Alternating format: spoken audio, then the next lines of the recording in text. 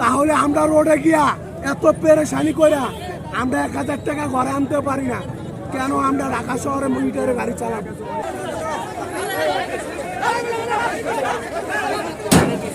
দাবি হইলো টোটালে মিটার ঢাকা শহর থেকে বাতিল করতে হবে, মেট্রো গাড়ি মিটার বাতিল করতে হবে। যার কারণ আমাদের জমা এখন 1200 টাকা জমা, 1900 টাকা গন্ধ, সংসার চলে না আমাদের, বাল বাচ্চা নিয়ে খাইতে পারি না। ঠিক আছে, একটা লুকিং গ্লাসের জন্য 2000 টাকা মামলা করছে আমার নিজে ধানমন্ডি বইয়া। এখন মিটারে না চালাইলে 50,000 টাকা জরিমানা করতে হবে। বর্তমান সরকার দায়িত্ব করছে, মানে তাহলে বাতিল ঘোষণা করতে হবে। মিটার চাচ্ছি না, অথচ আপনার প্রাইভেট যে মেট্রো গাড়ি, সাদা গাড়িটি মান্তি করা গাড়ি, এরিয়া শত শত গাড়ি চলতেছে, এটি মিটার নাই, রোড পারমিট নাই, অথচ সমস্ত চাপ আমাদের মেট্রো গাড়ির জন্য। মেট্রো গাড়ি মিটার বাতিল চাই।